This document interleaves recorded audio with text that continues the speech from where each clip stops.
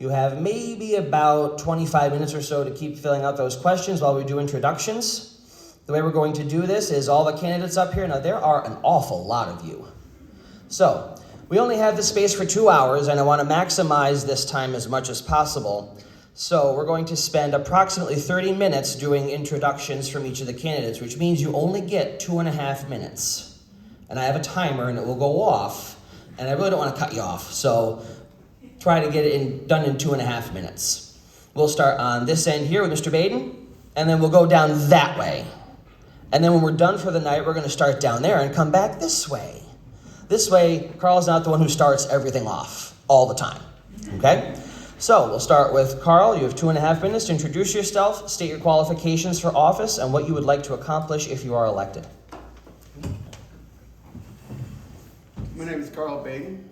I am the highway superintendent as of now, and I'm looking forward to serving for another 4 years.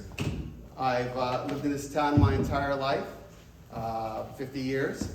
I ran a business, and I'm still running a business of 25 years, and I drove school bus for 17 years, and with that, those particular skills, I have learned how to work with the community of all different genres of the community. I've learned the roads, I've worked with the grounds and lawns and the community for all these years. And I've learned a lot in this past year as a superintendent, and hope to apply everything I've learned moving forward in the next 4 years. Thank you.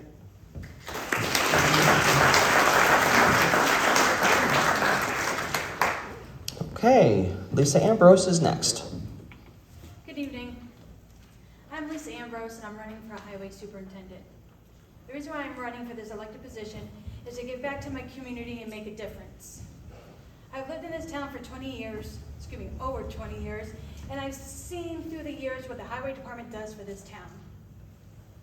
My husband worked for the highway department years ago, and it became a part of our lifestyle for many years before transferring to New York State DOT. Even though I did not have hands-on experience in this field, I obtained a lot of knowledge on what this kind of job entails. If elected, I plan on being a working superintendent. I work alongside the highway department crew to the best of my ability.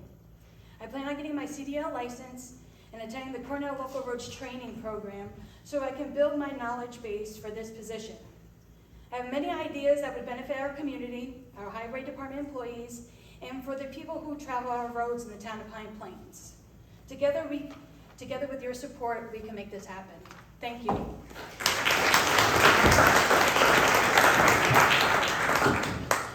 Next, we have the candidates for Town Justice. We'll start with Rich Brenner.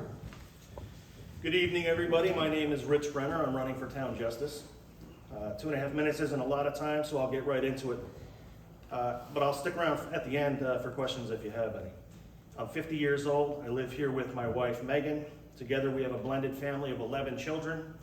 We also have 3 dogs, 3 cats, 2 ducks, 2 guinea pigs, and 8 chickens. So please help me. I retired as a detective from the Sheriff's Office in 2020. Currently, I own my own real estate brokerage that I operate here in Pine Plains. I spent my entire adult life serving my community. At the Sheriff's Office, I spent 9 years as a trustee for the PBA, and I was president of that organization for 4 years. I'm a member of the Pine Plains Hose Company, and I was the president of that organization for 2 years. Currently, I'm the Pine Plains Fire District Commissioner, and I'm the chairman of the board there. I served on the town board for 4 years. I ran for town supervisor and lost by 1 vote. Still hurts. I'm a member of the zoning review committee. I'm a member of the school district community connections committee. That's a new committee set up by the superintendent to get the community more involved and informed. I've volunteered through the recreation department as a softball coach, pee-wee basketball, flag football, and coach pitch baseball. I've been asked what qualifies me to be a judge. Well, at the Sheriff's Office, I handled everything from traffic infractions to homicide investigations. I've been to every court in this county.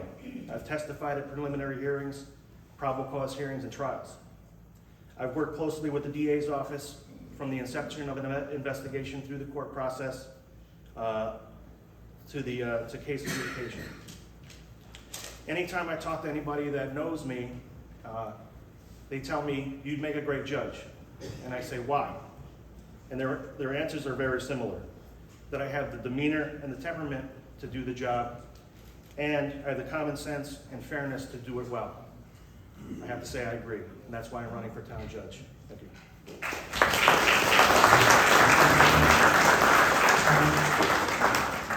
Okay, Stella is next. Oh, great. Thank you very much. Good evening. I'm Stella Isaza. I live in town. I live in old Dr. Russo's house, which is right on the main drag. I've been here for over 20 years. I've been a practicing lawyer for close to 29, 30 years. That's basically my third career. The first career I had was in just general business. The second career was a career paralegal in all areas of litigation, big firms in New York City. And then I decided to go to law school. I went to law school as a late bloomer, and I graduated in 1993 and took the bar, and I was admitted in 1994. And since then, I've been working in various areas of law, from commercial litigation to legal services in defense, family services, aspects of domestic violence, children, neglect, abuse cases. I've worked very well with the district attorney's office as a defense counsel, but also as an assistant corporation counsel, where Bill Grady actually allowed me to prosecute some of the minor charges brought in city court. So I have that experience in criminal from the prosecution side and also to the defense side. As a family court lawyer, I have my solo practice in Poughkeepsie, and that's just runs the gamut, exposing me to many areas of family life that some are good, and some are blended, and some are just very tragic, and I've been there. So I also had an opportunity to be a foster parent, so I know the ins and outs of the foster care system. There's also policies where it used to be the children used to go to foster care right away, but now there are plans and input from the attorneys and from the attorneys for the children representing them and psychologists, is that maybe that's not the way to go. So I've been exposed to many things, and I think I'm qualified as an attorney, and these are things that I think will bring to the office as a judicial candidate and as a sitting judge for the town of Pine Plains. And I hope I have your support. Thank you.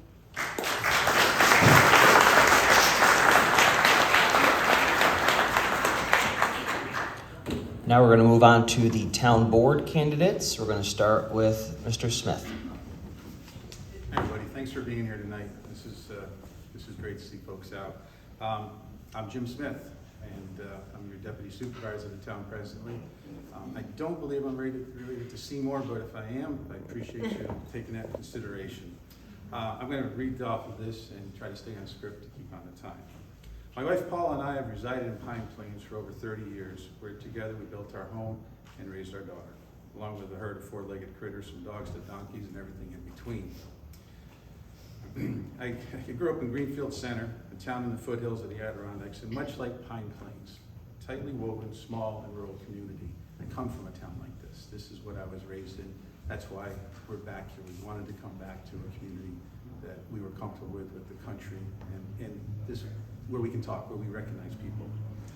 My occupation as professional pilot, department manager of International Corporate Flight Department, has afforded me opportunities to develop business and management skills which over the gambit, fiscal responsibilities, budget planning, human resources, and relationship building.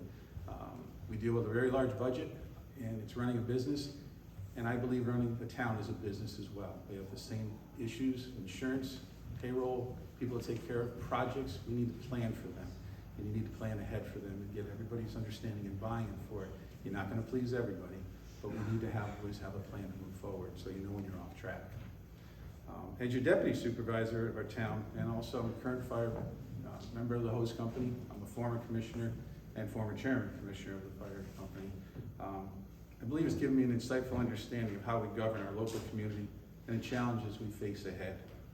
As we work to find solutions, we also must embrace thoughtful growth while maintaining the natural, aesthetic, and social character of a community. For many of the residents that I've spoken with, this approach is paramount. We must be insightful for our children's future and mindful of our Pine Plains Forever home citizens. That's us, that's me. My wife and I are planning on being here and probably buried somewhere here to whoever. We want to be here. This is our home, and that's why I want to be involved as much as I can to help us. Please don't hesitate to contact me with your thoughts and your visions or your concerns. We're a community of family and friends, and I'm welcome to be your voice for this town. The cards are in the back, my number's there. Please call me. I've mentioned a lot of folks, I don't really want to associate with a political party. And time is up. Thank you. We should just be friends.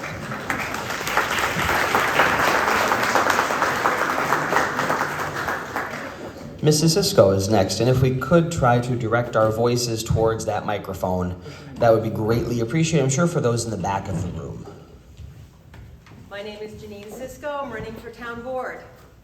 I worked for New York State, the Office for People with Developmental Disabilities, for 37 years. I began as a music therapist and then moved on to several administrative roles before retiring. I spent the last 16 years creating opportunities in the community for people with disabilities.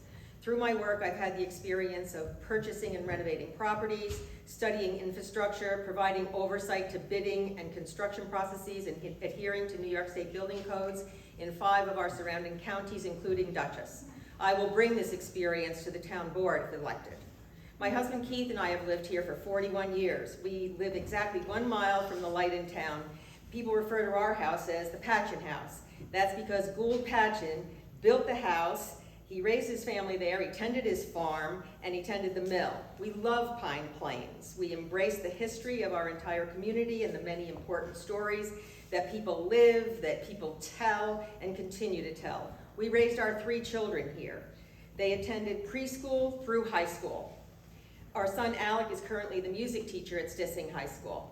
Our family enjoyed all the opportunities that Pine Plains has to offer, from the preschool where I served on the board, to Pee Wee basketball, town t-ball, softball, Little League, to the Stissing Loft Tri-Arts, Stissing Theater Guild where I served on the board, to lifeguarding at the town beach, hiking Stissing Mountain and Thompson Pond, marching in all of the town parades. Our kids worked at local spots when they turned 14 and were so excited to get their working papers. Most recently, I'm honored to be serving on the board of directors for the Stissing Center. The quality of life in Pine Plains in our small town has molded our soul. It taught us that the most important thing in life is found in relationships. Relationships with family and friends, with neighbors and our community and its environment. Now it's time for me to show my gratitude for everything that this community has given. I buy into the 2019 comprehensive plan, and I'm committed to all of these things that are on the brochure, and so that I don't go over time, I'm not going to tell you what they are. And I'm going to turn.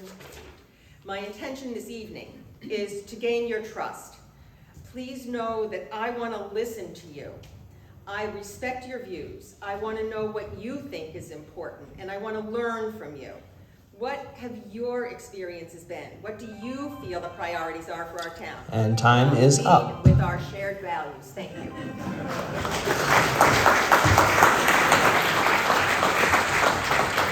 Mr. Murphy's next. Good evening, everyone. Thanks for coming. My name is Paul Murphy. I've lived here for, I guess I gotta tell you, over 50 years. But I went to school here. My wife and I enjoy living here. It's a great town. It's that nice little farm country town. You can take a walk and you're not gonna get run over by a car. Well, some days that might be different in our town, but we enjoy it. And so I was been a member of the fire company for almost 40 years. I'm not an active member anymore. I'm a life member. I was the president for 9 years, vice president for 5 years, and commissioner for 4.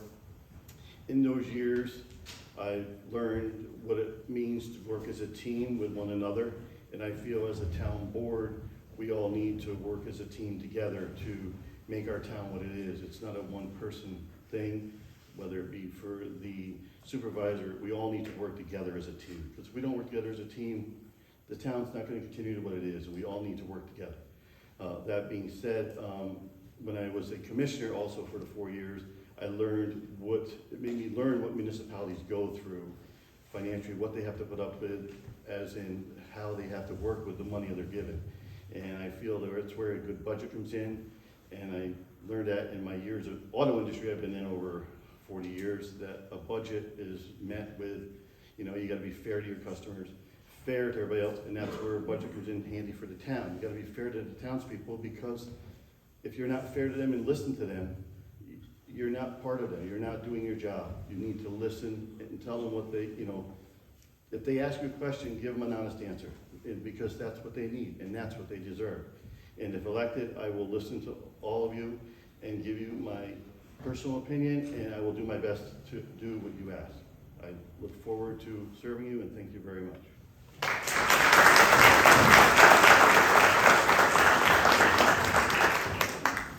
And then the first Mr. Walsh on the table. Hi, everybody. My name is Kevin Walsh. A lot of you know me. I've lived in Pine Plains for nearly 35 years with my wife, Vivian. Raised 2 children here. We moved here because it had a good school district, and we knew that it would be a great place to raise a family. We ended up with a house on, I'm going to get in trouble for saying this, on Mud Pond. I'm sorry, Twin Island Lake.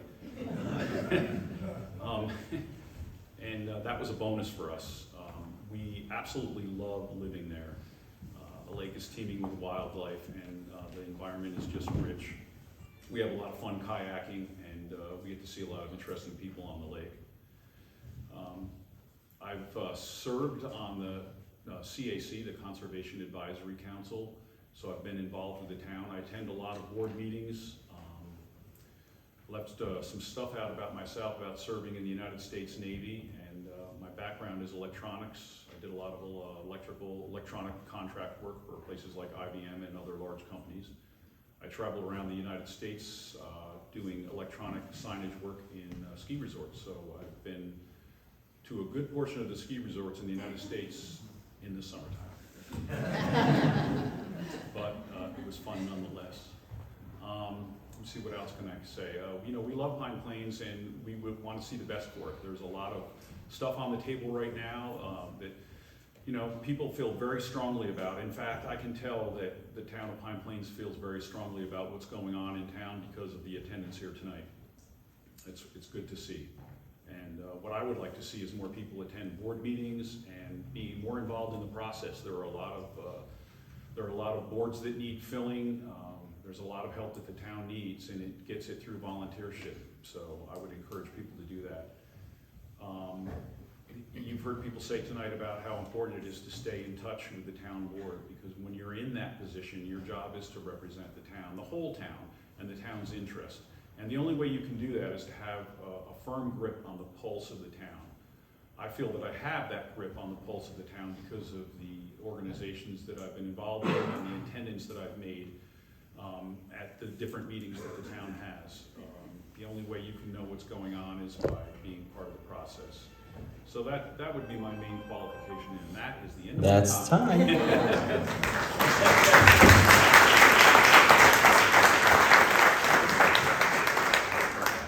While we work to rearrange some of the mics, we have the candidates now for Dutchess County Legislature. This may be the only time they'll talk tonight.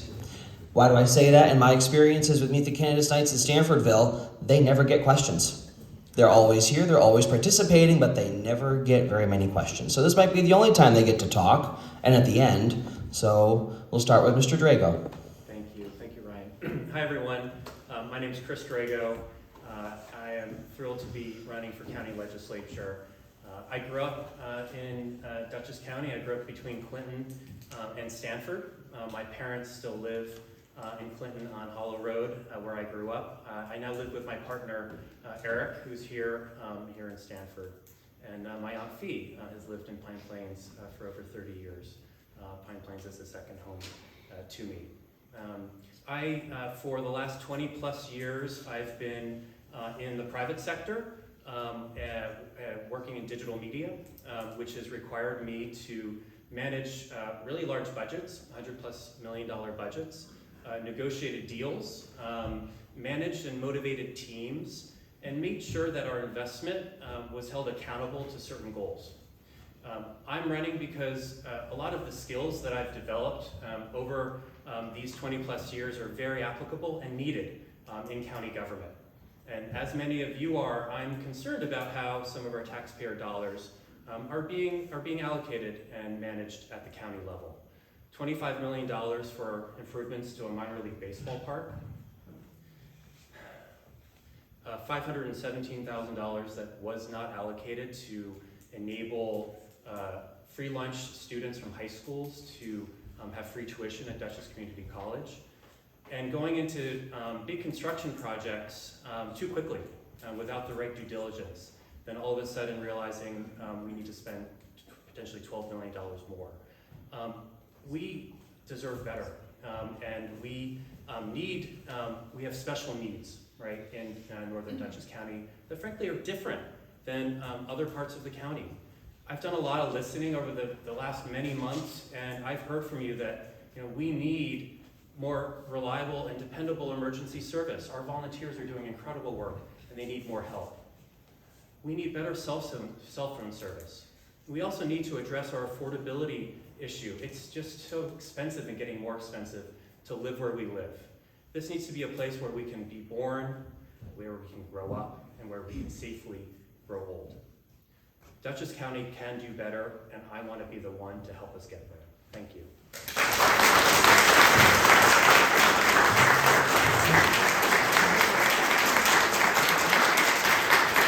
Mr. Pulver, your turn. I love my job. I'm born and raised in Pine Plain 60 years ago. I just turned 60 this year. 42 years of voting in Pine Plains, both for Democrats and Republicans. I've served on pretty much everything there is to serve on. I was captain of the rescue squad, so I agree, there are some issues with EMS. But I joined. That's what I do. I'm a doer. We saw a need, we do things to fix it. In the county legislature, I've been fortunate for 10 years to represent you, 6 years as chairman. Unlike the jerks in Washington, D.C., I've always had bipartisan support for becoming the chair of the legislature. So I'm very proud of that I can reach across the aisle and get things done. But we do have a lot of things that are going on in the county, a lot of things that if you're not there, you may not know about, including the tax relief for firefighters and rescue squad personnel. $4 million in grants for fire companies in the area that I brought here with Mark Molinaro. It was our idea. And I brought the lion's share of that stuff to our own community. As chair of the legislature, it gives me a unique opportunity to make sure that Northern Dutchess is certainly heard of. And we have a long history of that with Harry Schroeder, Gary Cooper, Woody Close as chairs. It's always been an honor of mine to follow their footsteps. And yeah, we did spend a lot of money on the stadium. And I think minor league baseball is great. It's an $11 million a year, $25 million, it's an $11 million a year economic engine for Dutchess County. Not our numbers, not Dutchess County numbers, but an independent. And that money that we spent on that comes back every year in rent to us. And you know where that money goes? To other parks. That's how we fund the other parks in Dutchess County. So it's a big outlay, you're right. But Bowden, Wilcox, all the other Quiet Cove, all get a benefit out of that. The rail trail.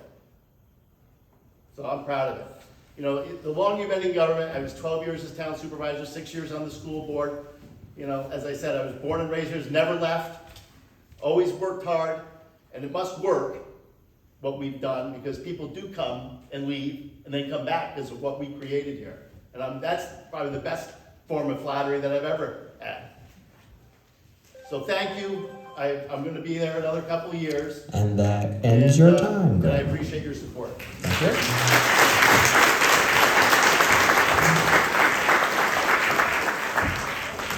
Now we have the candidates who are running unopposed.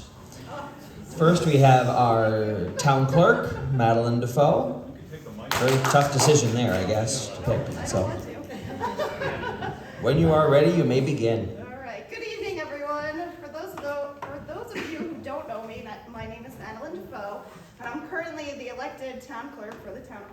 Plains. I'm looking for your support in this upcoming election.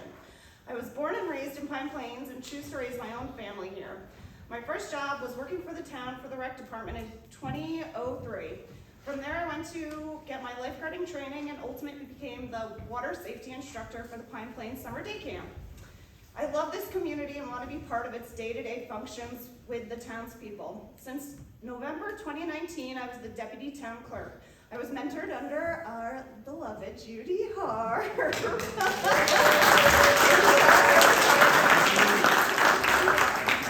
I was appointed by the town board to fill the position in December 2022, which then I was elected for a one-year unexpired term.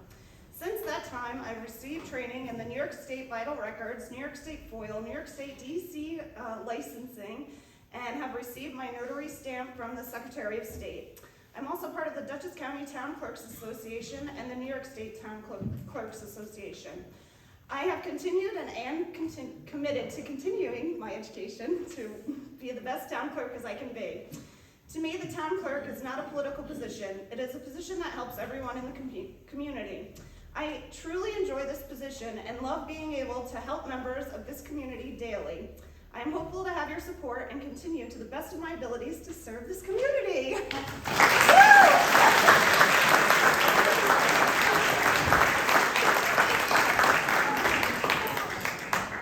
I think she's as beloved as our town clerk is in Stanford. And our candidate for supervisor, the other Mr. Walsh at the table. Good evening, everybody. Thank you for coming out. I'm going to be extremely short, as usual. I was born and raised in Pine Plains. I'm the current town supervisor. I'm looking to serve a second two-year term. We have a lot of unfinished work to accomplish.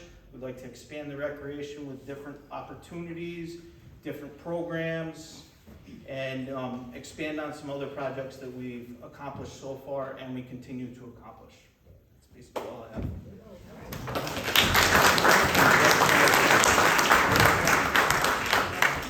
And with that, we are at 7 o'clock. Here come the basket of questions. Thank you very much. So this is how the evening is going to go for the next hour. I will select questions at random out of the basket. I don't believe the questions have names on them, but then again, names aren't important. What is important is their responses to you. So I will read a question out of the basket. It will hopefully be addressed to a candidate or a group of candidates or a particular office, and then they will answer the question. Now, this is not a dialogue. This is not a back and forth from you to them and you to them. We're not playing ping pong tonight. That's for gym class in school. If you're not satisfied with the answer that they give you for your question, you can talk to them afterwards. We want to make sure that everybody has a chance to be able to talk tonight, and we want to get to as many questions as possible. The last thing I'm going to say is a kind of a two-parter. Number one, keep the chit-chat amongst yourselves to a minimum. It seems like sound can echo in this room, not just because of a microphone. But the last thing I want to say is I take my membership in the Grange very, very seriously.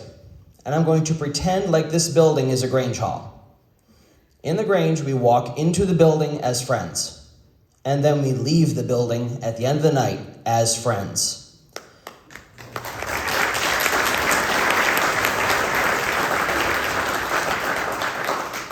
We may disagree on things in a political nature here, since this is a candidate's night. In Grange, we might disagree on what to serve with the turkey dinner.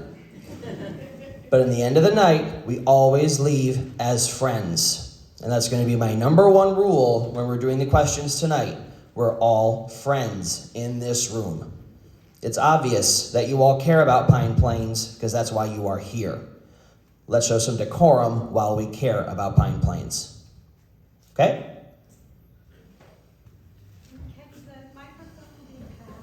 Yes. Might be easier just to take the microphone out of the stand and that kind of thing and pass it to the people who need to talk, and we cannot fight over it, right? We can be good about that? Good. The first question, and notice I'm not going to look, I'm just going to grab one at random. First question. This one is for Gregg Pulver. And then if it's applicable, we will let the other candidate then respond if they would like to the question. This way you get both sides of the story. Okay, we're not going to be favoring one side over the other tonight. That's not my job. So for Gregg and then Chris, if you wish to answer, what are the benefits of having our legislator the chairman? Well, it's me.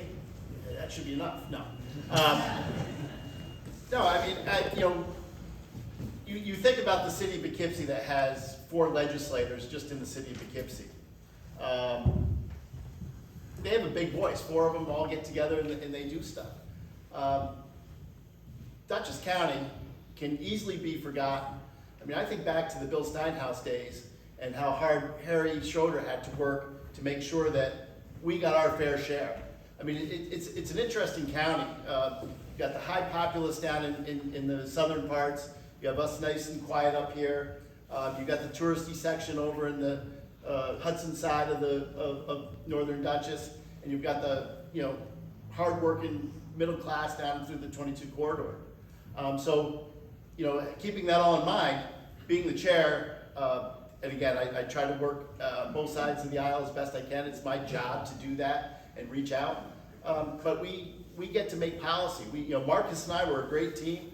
I had obviously my favorite for candidate to work with the next go round, but certainly I think Marcus and I did a wonderful job in creating what we've got in Dutchess County, including lowering taxes every year for 10 years, while doing mental health. The stabilization center is one of the greatest things in the world. It's a model for the country now. We have municipalities as far away as California coming to look at modeling the stabilization center for mental health. We've, all the Learn, Play, Create grants that we've gotten, Pine Plains, Northeast, Stanford, and Madelin have gotten their fair share of that. The municipal innovation grants, and we've protected over 6,000 acres of farmland in the area. That's what the chair does. So thank you. Chris, would you like to respond?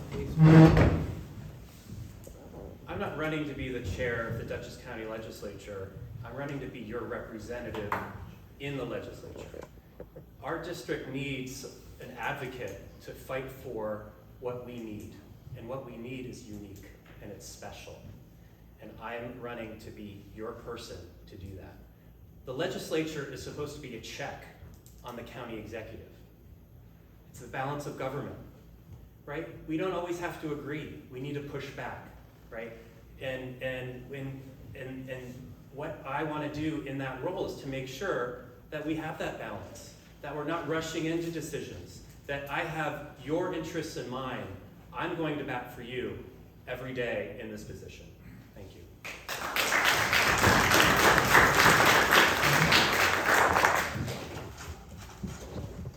We're doing okay right now.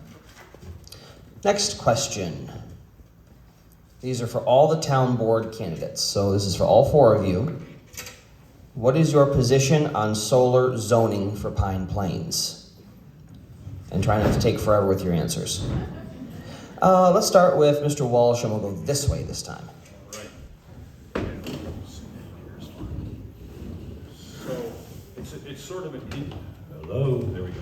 It's sort of an interesting question because solar zoning, I'm not sure what they mean. We have solar law in Pine Plains. And as a town board member, I would only be able to review the existing law if it was up for review. There's a planning board that decides how to implement the solar law that currently exists in the town. And currently the solar law is up for review because there's a moratorium.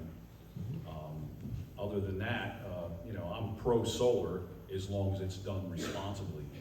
And when the solar law was written, it was written in such a way as to reduce the amount of solar that we'd see in the center of town, with the emphasis that larger solar installations would occur where there's more room. So in the village, you can put solar on your roof, and there are some places where you can put it in your backyard, but pretty much not in your front yard.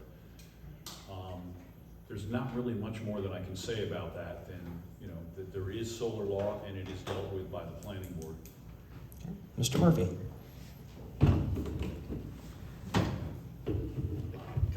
Kevin on that, you know, the laws are there that have been established and they have to be followed. So as one person, you can't change those laws as yourself.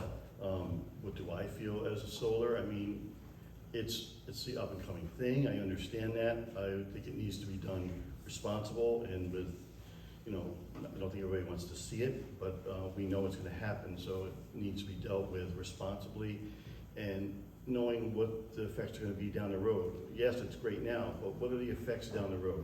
That's what we need to look into before we even decide to change any laws, if they change them. What are the effects down the road? You know, we may not be here, it may be our kids or our grandkids are here. That's the effects we need to look at, that I would look into before I was to make any decisions on the solar plans. Thank you. Mrs. Sisco. So certainly alternative energy sources are something that need to be considered with a lot of seriousness. I agree with both Kevin and Paul in that in our community, in our town, the planning board is the ultimate responsible party for approving or disapproving those types of projects.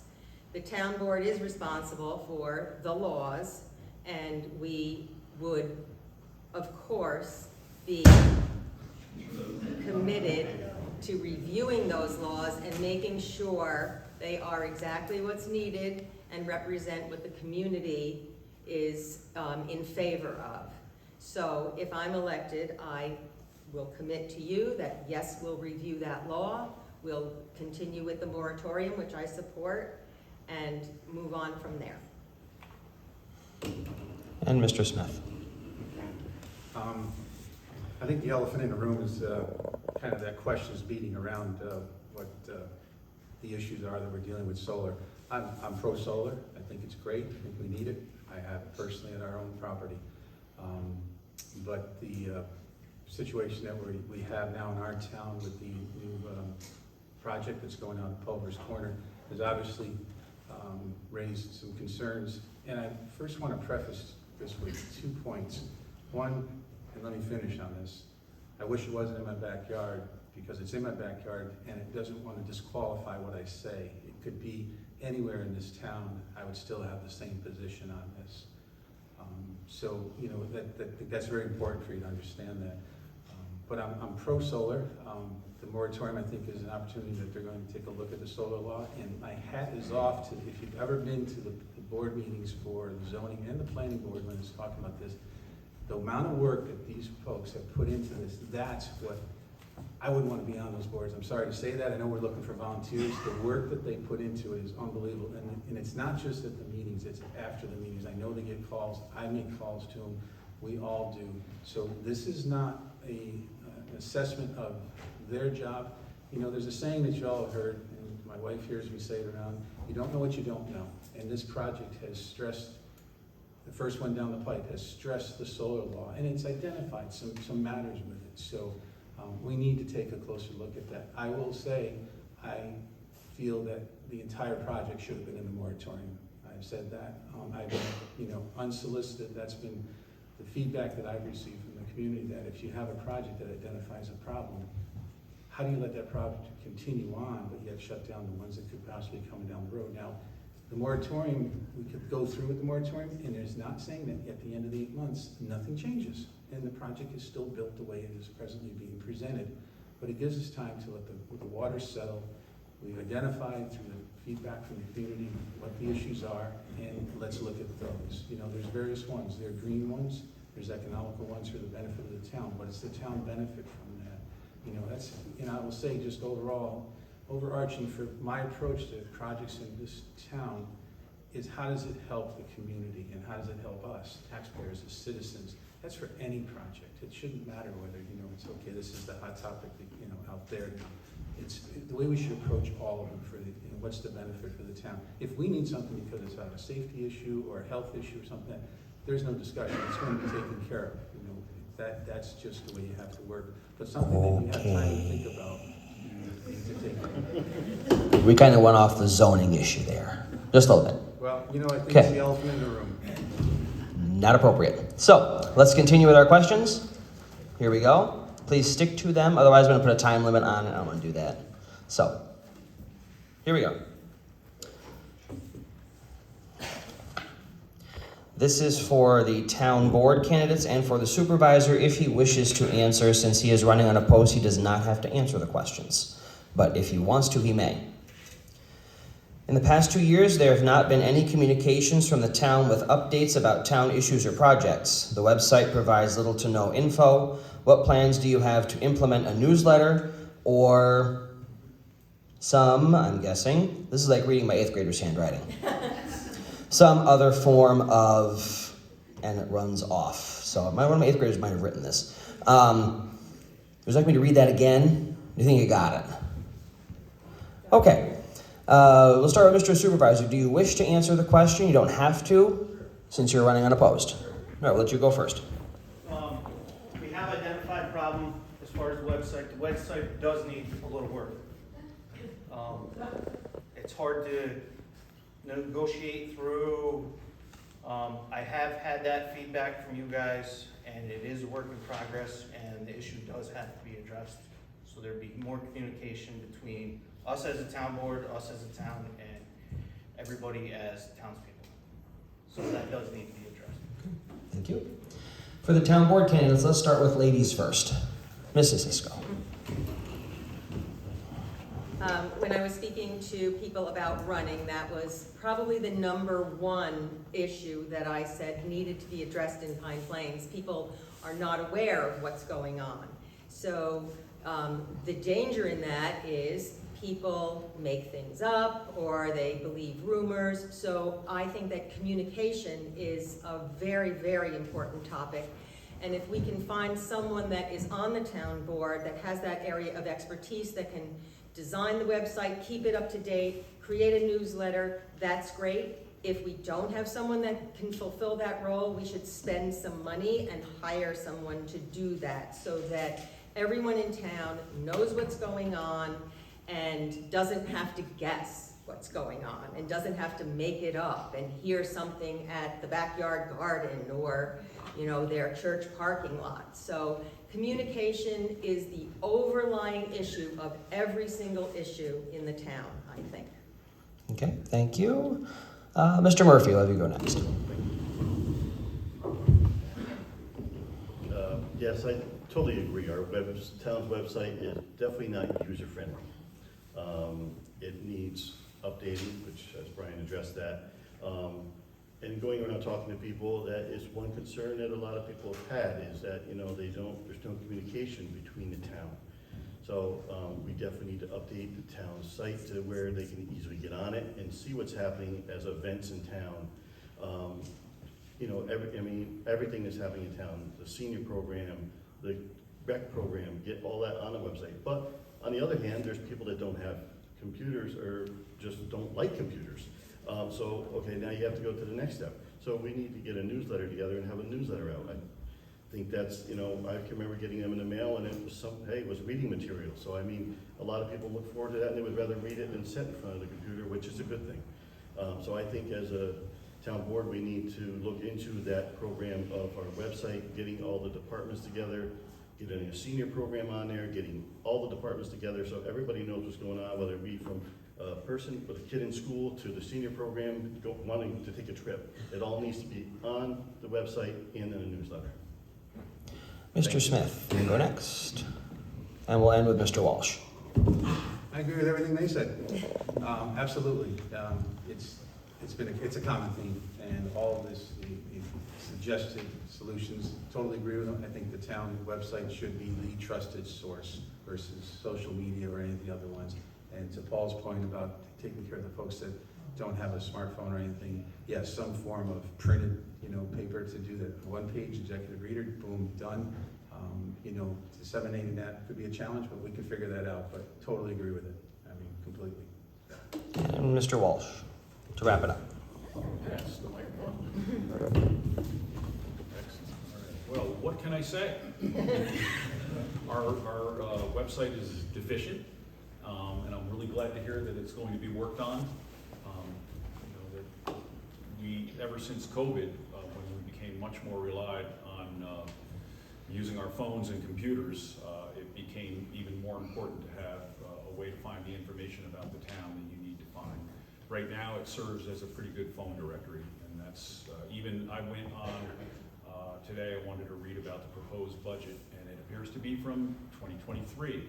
So, you know, it not only needs to be improved, but it does need to have somebody who can operate it and update it quickly and put the information that we need to find on there. Other than that, there's not. So. Okay, thank you very much. Next question will be this one. This is for Mr. Pulver. You got 2 questions already. That's amazing. Usually can't, like I said, the legislature candidates don't get even 2 questions. This is interesting. Grade one, first time, it's just sitting. Yep, exactly. So Greg, this is for you, and then we'll let Chris answer if you would like. Why did the county go $10 million over budget on the public defender building? Has anybody Kind of a built loaded anything in question. the last 5-6 years? I mean, I think that is one of the things. The public defender building was an old building. We try not to disturb Main Street or Market Street in the city of Poughkeepsie too much. If the building's there, we can buy it and it suits our needs. We try to maintain the facade, the history behind those buildings. We had a former DPW engineer, head of DPW, Noel Nilly, who was an architect, and she had a grandiose plan for this and said, we're gonna renovate that building. And they got into it, they came to the legislature for a budget, everybody agreed, the engineers got in there, and she neglected things like a stairwell to get to the second floor. She neglected things like HVAC. And things skyrocketed. When you renovate an old building, you never know what you're gonna find. And it's serving us well now. It's a lovely project. We changed 2 things in the legislature when we do that now. We used to just get a rough draft and an estimate of what a project costs. And because of that project, we now go for full drawings and actual wait till the bids come in for the work. So that was one of the things we did. The second thing that came out of it is we fired Noel Nilly. And she no longer works for the county. She was, she's a lovely person. She knew a lot about a lot of things, but her ideas of keeping things the way they were were not conducive to a municipal building. And so those were the 2 things we did. We corrected it. Now, of course, we get hit by why does it take so long to do a project? And why does it cost so much for the upfront fees? Well, because we want to make sure that we don't have a project like that anymore going over budget. So, thanks. Okay, Chris? In my experience working in the private sector, I'd be fired if I went $10 million over budget. But this is a team effort here, right? And we shouldn't be calling out scapegoats. The legislature needs to be a check on our county executive and the decisions that are being made by our county executive, who's ultimately responsible for the decisions that are being made for the county. We need to be going into these big deals with more due diligence and more research, and it's the job of the legislature to be doing that due diligence to make sure that when we go and spend a lot of your taxpayer dollars, we're doing so with eyes wide open.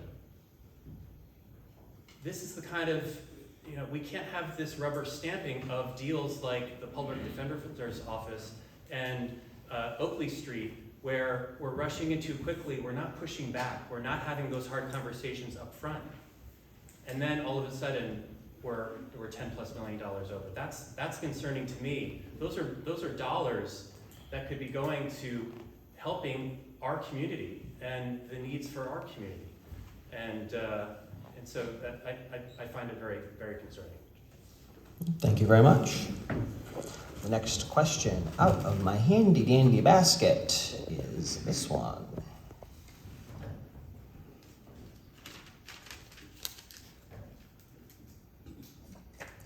I'm going to assume this is for the legislature candidates. That's 3. Wow. Unheard of. Really unheard of. Only because it mentions the county. So, why hasn't the county implemented a zero waste program or done more to increase composting to divert waste from the incinerator? Chris, you want to start first since Greg started last time? Yeah, no, this is a big deal. That Dutchess County has an incinerator, for those who aren't aware, that burns all of our trash. These incinerators, for counties around the country, are either being decommissioned or there are plans in place to look at how can we make sure that what we're putting in the incinerator isn't toxic, right? Or that there are alternatives. The current legislature just voted to, they approved a plan for a plan. So nothing was done. It's the same old, we have our incinerator, maybe we'll do something in the future. But frankly, our environment, can't wait. Our health can't wait. The levels of asthma rates in Poughkeepsie are some of the highest in the country. That's shameful, right? And if they're high in Poughkeepsie, that's going in other places, not just Poughkeepsie, and it's affecting our community as well. So I'd like to see more leadership to find ways to make sure that, if we have this incinerator, that we're going to put less into it, and what we put into it isn't going to be toxic and isn't going to be harmful for our environment or for ourselves. Thank you. Greg? We had an interesting conversation over the solid waste plan. It's a philosophical difference, and actually Sweden has most of the energy, most of their energy comes from incinerating plants, believe it or not. We incinerate. It's a way from landfilling. There was a proposed landfill that we were going to do before the solid waste plan became a reality back in the 80s. One of the sites was Millbrook, and Mary Tyler Moore said, not in my backyard. It caused a lot of problems, so we built an incinerator. Since then, we've spent millions and millions of dollars to clean the air up that comes out of the stack. We worry about mercury, we worry about all those things. So if we bury it, you get leaching that goes into the groundwater. And then you couple that with the methane that's gassed off, so now you're polluting 2 different things. You're polluting the groundwater and the air. And our scrubbers were 75% lower than the EPA regulations with the technology that we have in our incinerator plant. And yes, we think composting is definitely the way to go. Matter of fact, next year's budget has $200,000 in grants for municipalities that would like to start composting. We will actually buy the hardware for that town, providing they go through their due diligence and everything. The problem with zero waste and all these other things is there are people that are great about it. There are people out there that can put all their weekly garbage in a bag, in a lunch bag, and they're great. I wish I was one of them, but most of the people throw everything in the dumpster and in the trash and forget about it.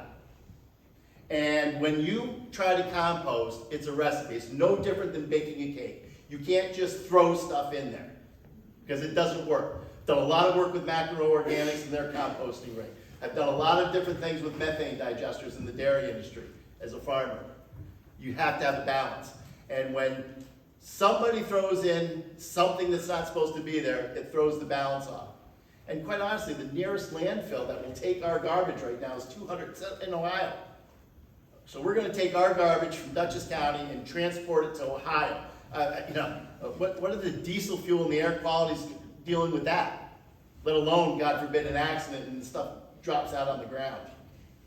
So yeah, incinerating is not the greatest option, but it's certainly not the worst option. And as I said, the company that's running the plant is putting millions and millions of dollars in scrubbers, making sure that the product that comes out of the smokestack is as I said, 75% lower than the EPA standards. So yeah, we love to compost, we love to do all that, but it's not snapping your finger and making it all go away. So what are you gonna do with your garbage tomorrow? Because everybody can't take it into the dumpster anymore. That's not how we work. We solve problems. And that's how we're starting with the municipal grants starting next year. Thank you. Thank you. Next question. Give him a good stir here. Next question will be this one. This is for the town board candidates. There are reports in this area of a divisive campaign ripping up yard signs. What is your position on that, and how would you reinstill a safe, respectful election climate? So for that one, let's go in alphabetical order by last name. So Mr. Murphy, you'd go first, if my alphabet's correct. I hope so, because your teacher better be correct. I'm good with letters, not with numbers. Okay, number one, ripping up other people's political signs, that is just shameful. We're all one. Yes, we're different parties, but you know what? Like you said in the beginning, you enter as friends, you leave as friends. Out in the streets, you have to be friends. I mean, for instance, we were at the community day breakfast. Jeannie and I ran into one another. We talk to each other like we're friends, and that's the way it should be. You shouldn't be going around ripping up people's signs. That is just totally wrong. I don't care what level you're on, whether it's town level, state, whatever level it is, that is just totally wrong. I feel whoever has done that, and if they're found doing it, there should be some sort of punishment to it, because that's wrong. It's just, I totally condone it. It's just not something I don't know what to say other than it's disrespectful to whoever's sign they did, and I don't agree with that. Okay. Mrs. Sisco, you'd be next. I really wasn't aware of this behavior going on, but it is, it's terrible behavior. I believe it's a felony to do this, so, you know, if people get caught, they're going to face some really severe consequences. I'm gonna look to my friends the Bays. They have signs in their yard from every party, from every person that's running, and their attitude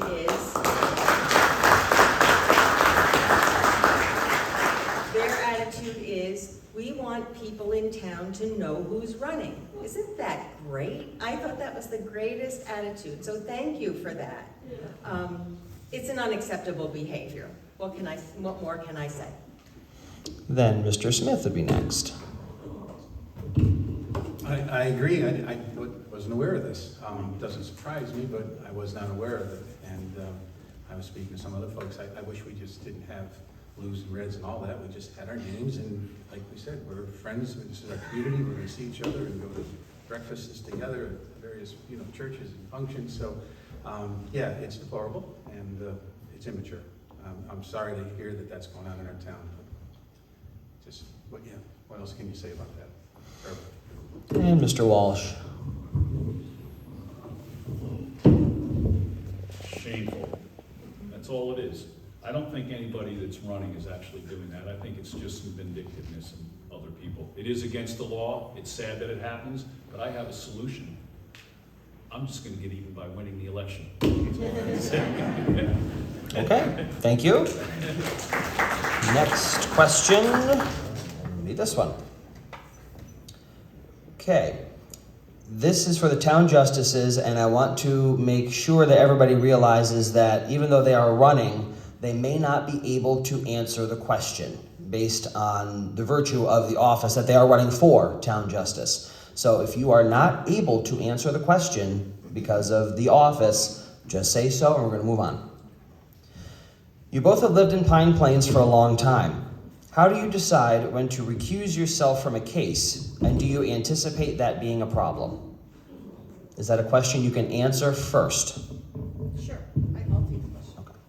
And then we'll let Rich have a chance after. Who are you? I'm Stella Isaza. I'm running for town justice in Pine Plains. I live in town. Before we do that, that's not appropriate. They did their introductions at the beginning of the night. If you weren't here, I'm sorry, but that's not appropriate to do. Thank you. Go ahead. The question of recusal, I even face that as a practicing attorney in family court. If I feel that there is an issue of recusal, I respectfully bring it up to the judge or to an attorney representing a child. There could be divergent interests. I explain the grounds for it. They have to make a decision, but ultimately they have to be able to have that information that it was brought to their attention. And can they now render a decision or advocate on behalf of that child if there's a conflict of interest in representing two children, for example? So you have to bring it up to the attention of the judge. In that case, if I am a town justice and you vote me in, then someone will bring it to my attention, or I can say I have a business relationship or former business relationship with this litigant. I now explain the relationship, how far along it was. I then ask the attorneys, do you have a problem? I can still listen to a speeding ticket. I don't think it has any relationship to a real estate transaction that occurred 20 years ago. And I think I can still stay on place. But if they still feel that it's a problem, I can either stay or go. But I would prefer to recuse myself. Thank you. Rich? Sorry. I think Stella answered it Move back. perfectly. Use your teacher voice, Rich. Yeah, okay. So, Stella answered that perfectly. I suppose with having 11 children, it might come up more often for me than anybody else. But my children and my family and my close friends are all pretty law-abiding citizens, so I don't really see it coming up that often. That's Okay. a good answer too. Thank you. But all the legal stuff, that was perfect. Thank you. Next question out of the basket will be this one. There is no specific person this is addressed to except for anybody who works in the town hall, which I guess would be all of you. So since it's not specifically directed to anybody, I'm not going to ask it. You must be specific, folks. I told the children in school, be specific when you're asking questions. Next one. This one is blank. Okay, that was easy. Let's try that again.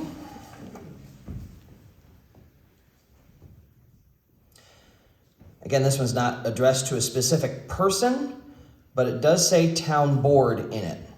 So I will assume this is for the town board. And if you can't answer it, just let me know. Is there a conflict of interest between serving on the town board and the fire company? I think we can generally answer that as no. There, save that 10 minutes of discussion. In fact, join your local organizations. That's how we get things done in these towns. Thank you, Forever Clap. Appreciate it. All right, this is county legislature again. I want you This to, is next 4. time I have a 50-50, I want you to All right, let's see if I can read through the handwriting first. Okay.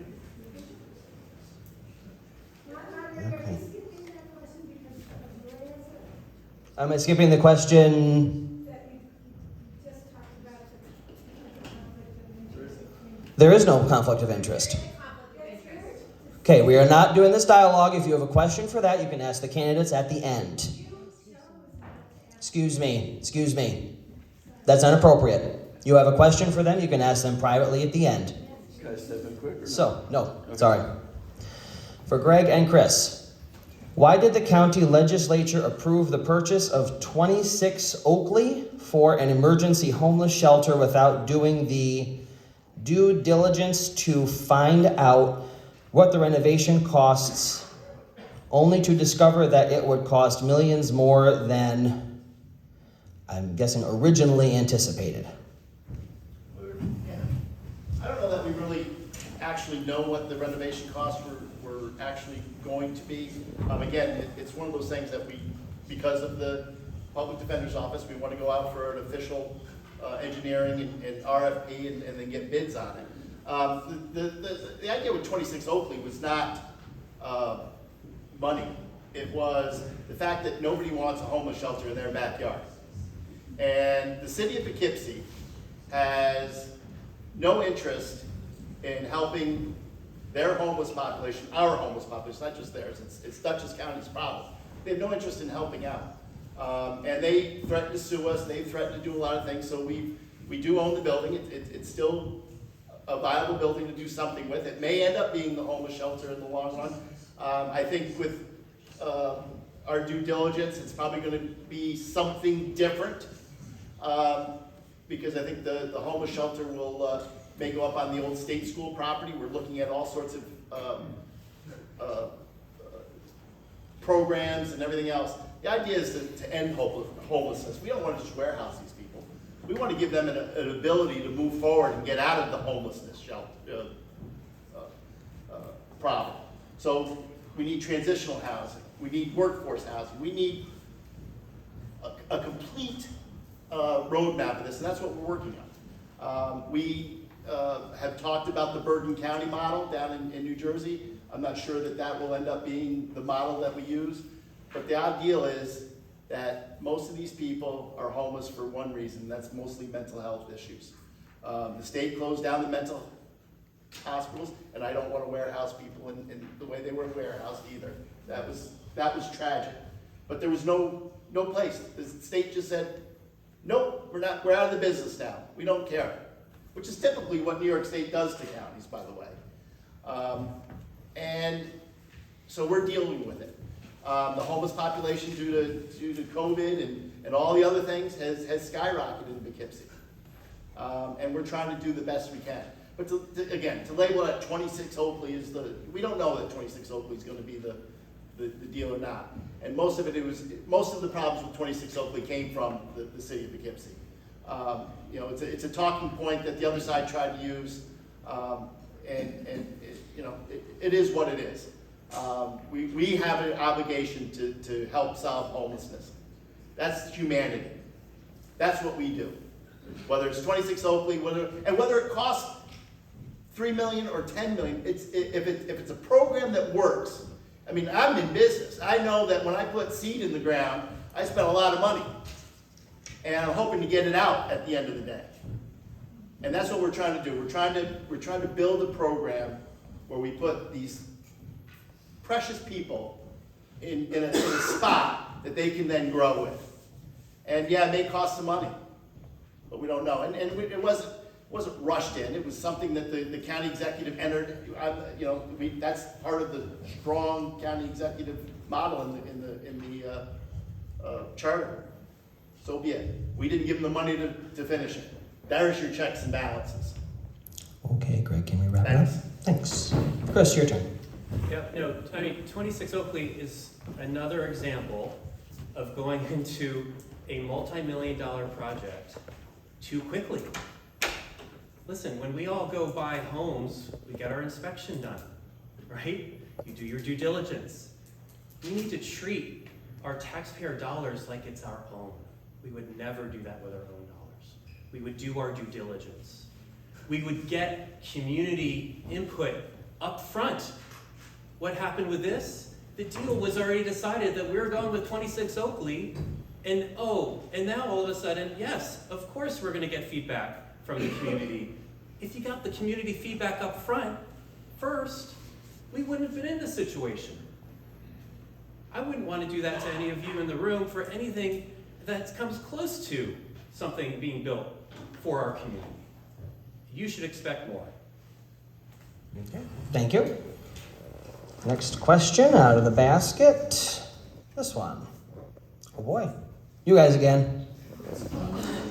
This has never happened before in all the candidates nights I've done, where the more questions have been asked to the county legislators than the town candidates. So enjoy your break. Greg, I'll have Chris answer this first, and then we'll go to Greg.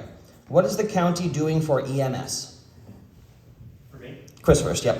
Yeah. Listen, the county does a lot for EMS, right? There's been great grants. There are tax incentives, property tax incentives, and I don't want to deny what the county has been doing because it's a lot. But you know what? We can't just settle for that, especially for something as important as emergency service. this is another area where we really can do better and we must do better. Emergency service, our volunteers are doing a tremendous amount of work, but each of our towns relies on one another. We have some of the towns in our district that pay for emergency service. We have other towns that rely purely on volunteers. But at the end of the day, because of mutual aid, each town needs to help each other out when there's the call for need. And we can't have any confusion there, right? We can't have any confusion at who's going to answer the call. We can't wait. When I talk about this in the community, I hear just stories about people waiting too long for an ambulance to come and it taking too long to get to a hospital. Those minutes are precious. My Aunt Fee, fell a couple of years ago, waited 2 hours for an ambulance to come, and she happened to break her hip. Thank goodness it was not life-threatening, but it could have been. And when I talk about that story, and I hear lots of other stories, we're doing a lot. We need to do more, right? And it's not just about getting more equipment in the hands of our volunteers, which they need, but we actually need more people. We need people to do the work, and our volunteers are asking for it because they know they can't do it themselves, and we owe them that support. Thank you. Gregg? Thank you. Having been a member of the fire company for my whole life, and captain of the rescue squad, and a 40-year member, just starting my 40th year as a member of the National Ski Patrol at Catamount, I know a little bit about EMS. I know a little bit about the problems that have caused this. Back when I was captain of the rescue squad, we actually had to have a rule in the squad that the ambulance couldn't leave the firehouse until the duty crew arrived for first calls. Because we were getting the ambulance out so fast, I walked to the firehouse for my shop. And we were getting the ambulance out so fast that the duty crews would get mad because they'd get to the firehouse and the ambulance was gone. What's happened? Well, unfortunately, IBM downsized. A lot of our EMTs came from the IBM family. A lot of the local businesses shut down because they couldn't compete. People work outside of town. 15 years ago, we had 185 paramedics in programs in Dutchess County learning to be paramedics. This year, 15. Why? Because it doesn't pay.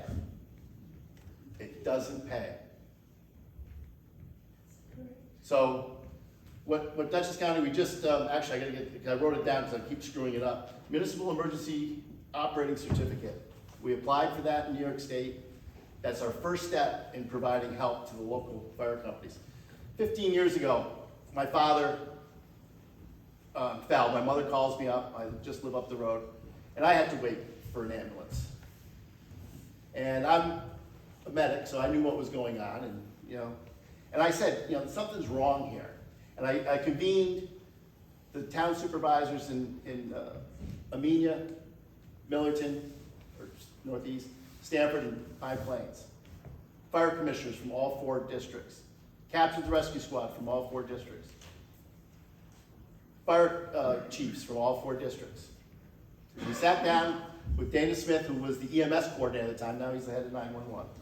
And we came up with a plan. And I said, take this back to your communities and see if we can do it. One town supervisor didn't want to do it. Another fire commissioner, another company didn't want to do it. It fell apart. You have to have buy-in from the local communities. You can't sit there and dictate that you're going to do something. And because the fire companies and EMS are the backbone. Somebody said something about, is it a conflict? I hope every town board member becomes a member of the fire company. I hope every town board member becomes an EMT. And there's a myriad of different ways that we can enhance EMS in Dutchess County.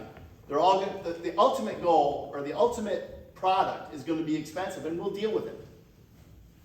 But that's what we're moving for. But you can't just, again, it's easy when you haven't done anything in the county and you can just take talking bits from the other side and say, oh, I want to solve this, I want to solve that. Well, I got 22 years of a record of solving problems in Pine Plains and Dutchess County. It's well documented. And we're going to solve this one also. Period. Thank you. Thank you.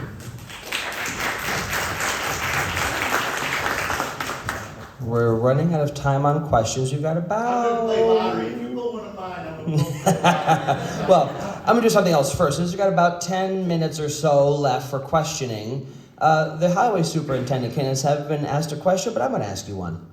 How are you? You good? Good. All right, we got an answer out of that. Excellent. Next question. Town board. Okay. In what ways do you feel you can contribute the most to the town board?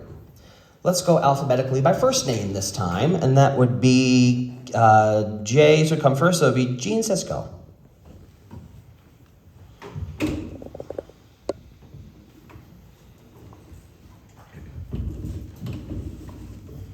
I think that I can contribute in positive ways to the town board because I love Pine Plains. I'm committed to it. I'm a really good listener. So I've knocked on some of your doors, and I think that I hope that you have recognized that about me.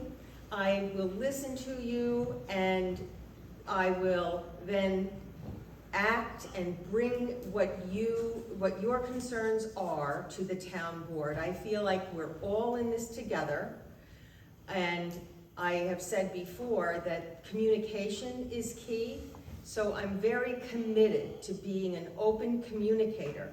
If someone has a question that they want to ask me, that they ask me, I'm gonna find out that answer and I'm gonna get back to them. I am accountable. I will do this job 110%. I really never do anything halfway, for those of you that know me. And I hope that you'll trust me to communicate with me and to make sure that your voice is heard and your intentions are followed upon. Okay, thank you. Jim Smith will be next. I'm going to continue what I'm doing. You know, I'm involved with as a deputy supervisor, and I will continue doing that. Hearing the communication piece, that's absolutely something that we need to do a better job at, and I will focus on that to getting out there more. I obviously will continue to be involved with our fire department as well. I think that's obviously been a topic we've talked about this evening. But just getting communication and talking and letting people realize that, hey, I'm part of this, and I'm here for you.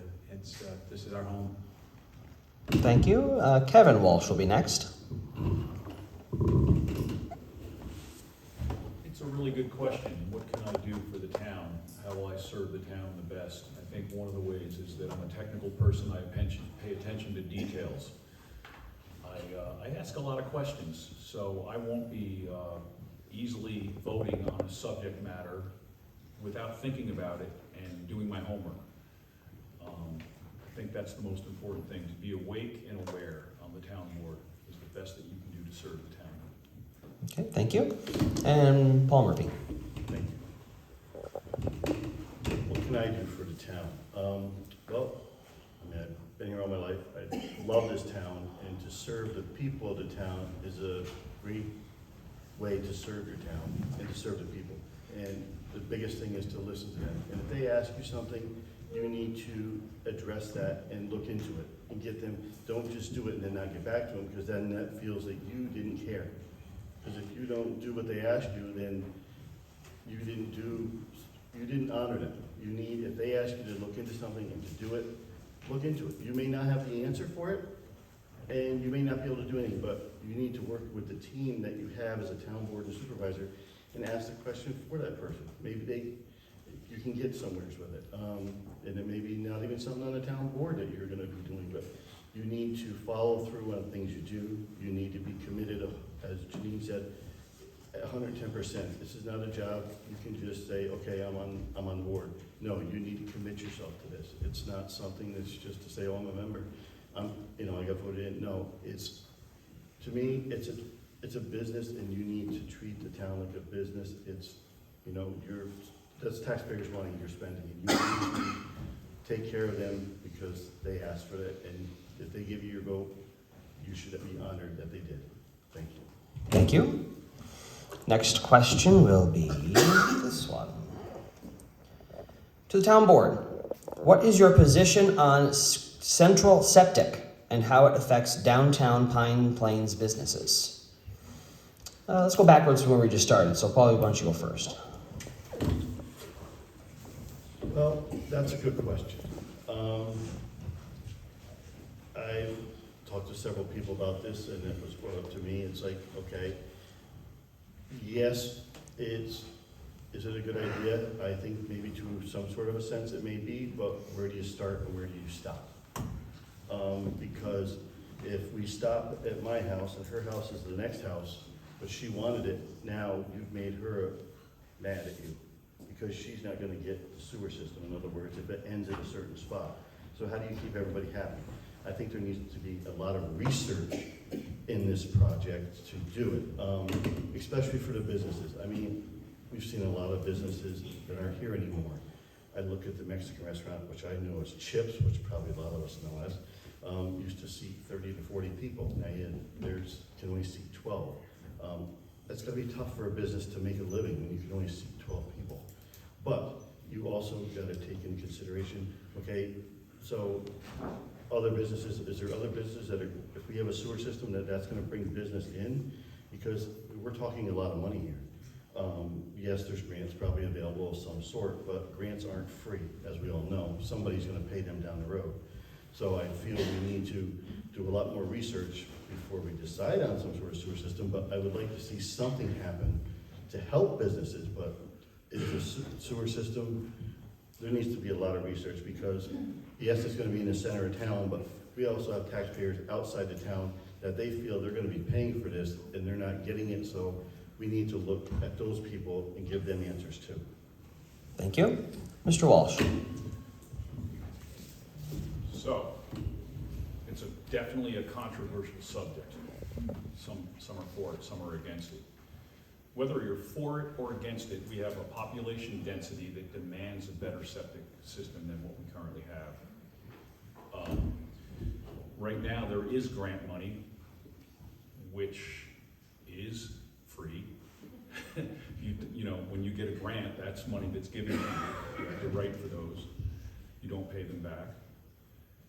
Right now, there's grant money available from the county and the state for a subject just like this to put in a septic system.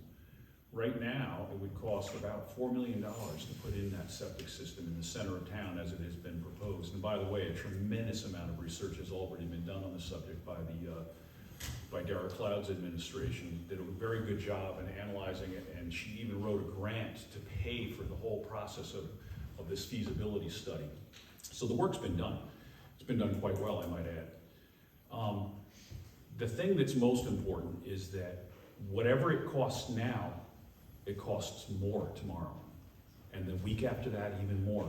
So what happens down the road if we do nothing now is that at some point in the future, Dutchess County or the state, which constantly changes its regulations, will mandate that we do something along these lines. And as I said, it's cheaper now. And if there's grant money available and you utilize it, then you can do what needs to be done. And it's really a very small district proposed for the center of town that would facilitate the businesses that are already there. As Paul mentioned, 10 or 12 people for a restaurant is not sufficient to really run a business and maintain it. We have a couple of buildings that can't be utilized at all, and our Stissing Center can't operate to its capacity. So I think it's necessary. I am clearly a proponent of this septic system, which brings up a lot of confusion for people. It is not a septic treatment plant. It is an affluent removal system, which means it just replaces your leach field. You get a new holding tank out of the process, and it, if done correctly, will not cost the residents of the town money to install it. So I'm for it. Mr. Smith.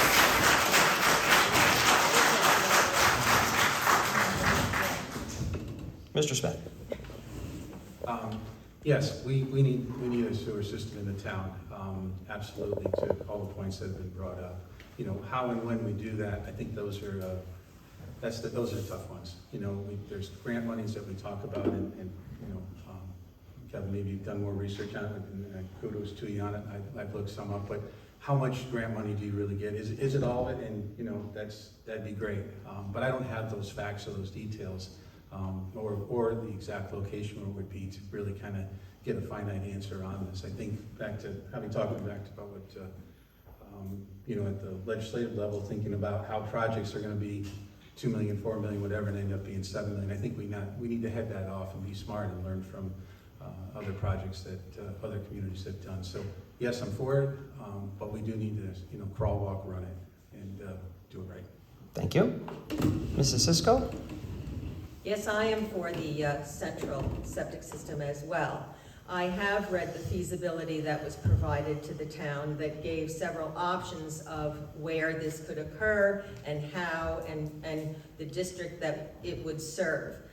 It's my understanding from people that are sitting on the board now that even more options are being discussed. This kind of goes back to the whole issue of communication, that if people understood all of the steps that were being taken in this to promote this project, maybe they would have less questions about it. The truth is, it's not going to cost the taxpayers any money. It's just like the water district. If you're in the district, you would pay for it. If you're not in the district, you would not pay for it. I think it's probably down the road a piece because there has been a lot of work done and there are other options that are being explored. But I think that the town, the planning board will do their due diligence, and if we improve communication, people will understand that it is a positive thing, not only for businesses, but it will increase property values, because if your house is on a central system, then that increases your property value. If I'm not in the district and I'm way out of where the district would be, if I had the choice to be on a central septic system, I would choose that. I know how much it costs to replace a septic system. I've replaced our septic system 2 times, and it's very costly. I'd much rather pay a sewer bill than to have to replace a septic system.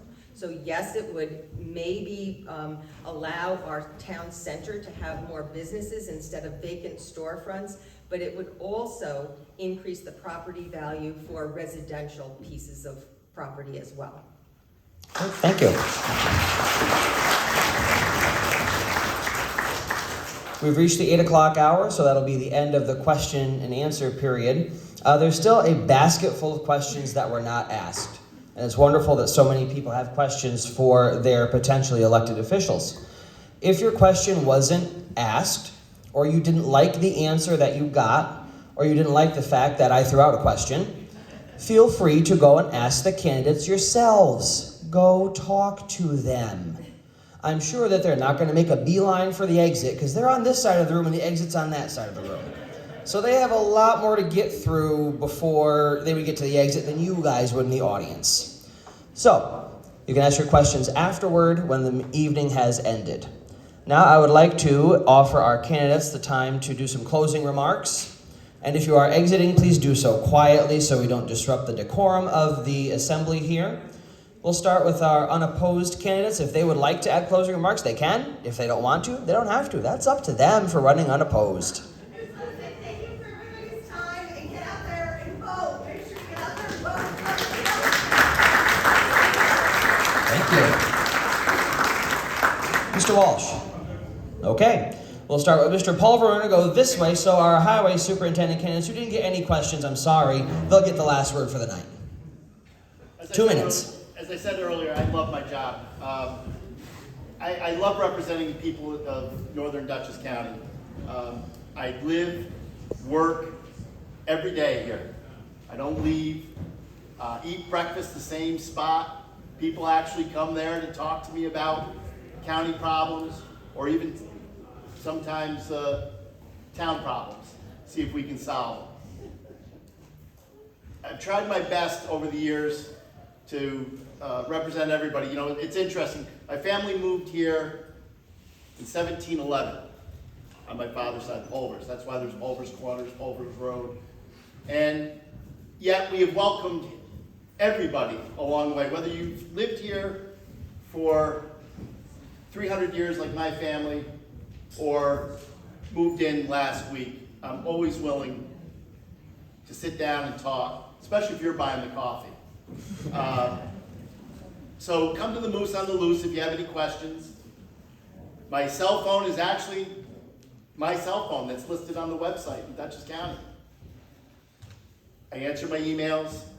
I love to talk to people. I love the fact that for 45 years I've been able to work in the FFA parade and Ag Day. We brought it back when I was a freshman in high school, and I've never left. I've been to every single one of them that we've had now. COVID has screwed up a couple of those. I'm proud of what I've done to the community, or for the community. I'm proud that we have made a place where even the newcomers like to come. I'm proud of the fact that we lowered taxes in the 10 years that I've been there, including taking the sales tax off of clothing under $110, clothing and shoes. I'm happy to give senior citizens a bigger discount on their taxes. I'm happy that we did it for the fire and EMS personnel. And thank you, Greg. So thank you. I'm here all night. Chris, 2 minutes. Thank you. As I said, I am running to be your representative, right? To be your advocate within county government. A lot of people don't know what county legislature does. One of the main things it does is it helps determine $580 million worth of dollars that come back into the towns in terms of services and resources. That's a lot of money, right? I want to make sure that we're getting what we need as a very unique part of Dutchess County, which is very different than other parts of the county. You know, it really disturbed me when, at the end of last year, the legislature voted for $25 million worth of improvements to this minor league baseball park in Wappingers Falls. And not only did they vote on it, they did it the last minute. They did it by amendment to the budget, not a resolution. The county government is meant to provide open and transparent government. By doing this by an amendment, it meant that the checks and balances were off. There was no reason. The county comptroller, Robin Lois, wrote in a press release that day, she couldn't believe that this was happening. A project of this magnitude deserves public comment and the normal legislative process and review as all other projects. This 12th hour amendment was not openly and timely shared with myself, the public, or even the full legislature prior to the meeting after several requests. Come on. You deserve more. We have real needs in our district that need to be addressed. Emergency service, self-service, mental health services, bringing services to us. The Northeast Community Center is doing incredible work for our district, right? On their shoulders, there is just so much gap that we need to fill. Thank you. Thank you. Mr. Walsh. Well, I think by now you probably have a good grip of who I am and what I stand for. Everything that we've sent out in terms of brochures, knocking on doors, I've said where I stand and what's important. I do believe that I have my finger on the pulse of the town and know what people want in this town. Even though there is controversy and division, I don't think it's bad. But I do think that my job would be to bring both sides together and make this town operate as well as it possibly can. So with that, I ask for your vote. I just want to say that this lady, I have gotten to know her through this campaign process, and I think she's a fantastic person, and together we would make a great team on the town board.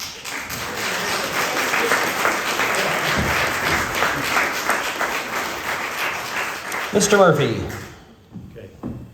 Thank you everyone for coming out, number one. I feel that, I hope I would explain what I need, what I would like to give you and what I can do for you. But we can't do it as one, we have to do it as a team. And whether I'm elected or others are elected, whoever is there, we as a community need to work with them. So whether it be me or any of the other three, we as a community need to get more involved and work with them. And if I am elected, if whoever I'm elected with, I will serve the town to my best ability that I can do. And I will listen to the community and the taxpayers. Thank you. Mrs. Sisco. So, I'm gonna go over those couple of things that I didn't get to squeak in before. So, Our platform is to preserve the rural and historic character of Pine Plains, and the real bullet point under that is to create an atmosphere of friendly communication. You know, none of this signs or whatever is happening. Friendly communication, that's what we need. Also to protect and promote agriculture and conserve open space. We have amazing agriculture in this town, and we have generations that are being passed down to their children.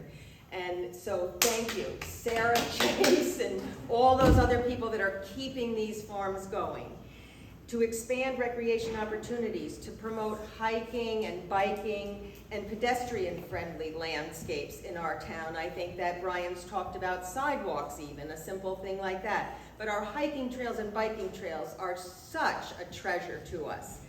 To support a prosperous hamlet, so to address that infrastructure that we need in order to have our hamlet and to be prosperous, to bring employment into our town, to bring revenue into our town, to relocate the town hall. That's been a big project that people have wanted to do for the longest time.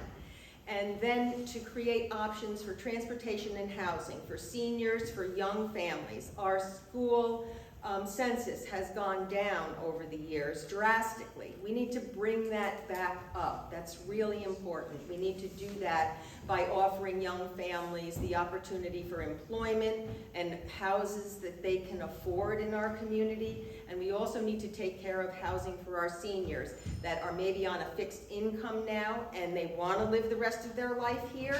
Let's make that happen for them. Thank you. Mr. Smith. Thanks everybody for being here tonight as well, and everybody else. It's great to see it. You know, I'll close out my last time here as your deputy supervisor. Will continue doing what I'm doing. I look forward to try to serve you in a larger capacity going forward. You know, just for some people didn't realize, as a deputy, I do not have a vote on the board. I'm not compensated. I'm there because I want to help. I want to be a part of this community, and I will continue to do that as I will. I think you also saw tonight, I'm willing to talk about the elephant in the room. I'm willing to take it on and have the conversation. And you know, another silly saying that my wife hears me say is that conversation leads to perspiration, and we need to have that. You know, and I'm a strong advocate to move the town hall, to get it back into town. We've acquired property.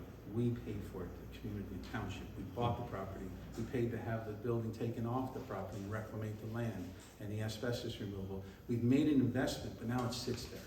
And it's a large investment. And I agree that I said we need a sewer system, but I think we need to have a plan. And I would really look at the spearhead to look to move that town hall and have it built somewhere in town, whether it's on that property or whatever. Again, let's have the discussion about it. And you know, it's just one of 5 people that would be on the board, but I think we have a good team. I just look forward to possibly trying to serve you and continue doing this for the community. Thank you for being here tonight. Thank you. Move on to our justice candidates. Stella, you're first. Great, thank you. Thank you for being here. And I remember when I first came here in Pine Plains, and I remember the first time I brought my father, who was legally blind at the time, but he was able to make out the Pine Plains Lions Club sign. And I was just brand new. It was my first weekend. I'm really proud. My father's proud of my first house. And he said, you know, that's a good organization. You should sign up. And I inquired, and B. Aldridge, I don't know if you know B. Aldridge at the time. Yeah. She sponsored me. And Gregg Pulver's father was there. And it was a great ceremony. It was wonderful. And I felt so proud to be part of the community. And they welcomed me. And just like what Gregg Pulver said, you know, his family was here 300 years, but they also welcomed those who passed through and even those who came in last week. And as an attorney, I've witnessed, and I'm sure other county elective public servants have participated and seen, you know, public ceremonies when people come and become Americans. That ceremony is very moving. It almost like the stories they tell, how they got here and how they put their hands to their heart and they make that Pledge of Allegiance as brand new citizens. So this is what the court system is all about. It's something that you're so part of the community.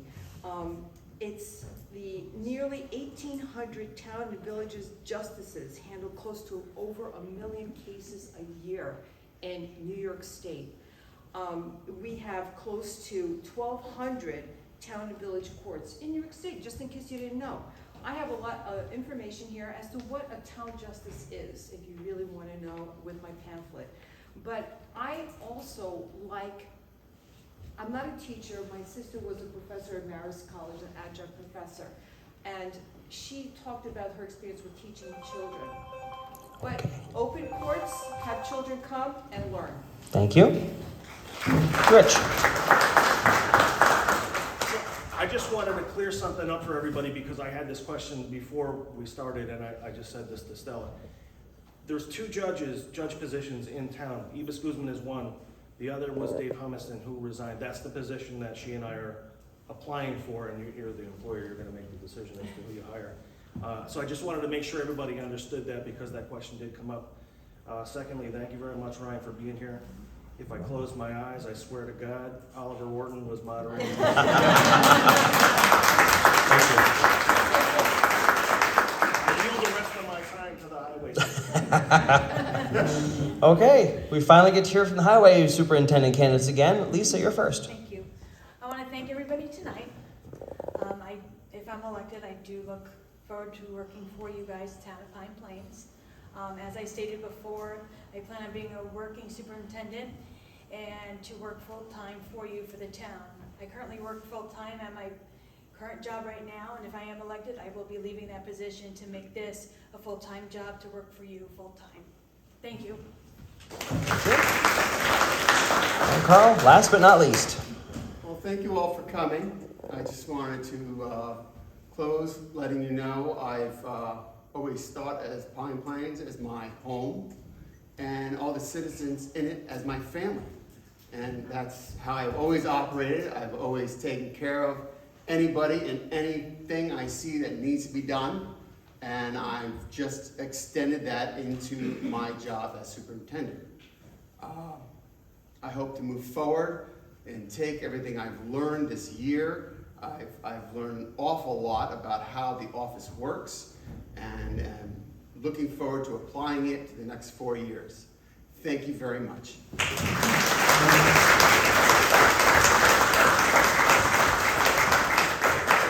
This completes the Meet the Candidates night for this year. Thank you all for coming. Again, if you didn't get your question answered, the candidates are right here. They haven't run away yet. Go up and ask them your questions. Thank you. Have a good night. Watch out for Bambi on the road.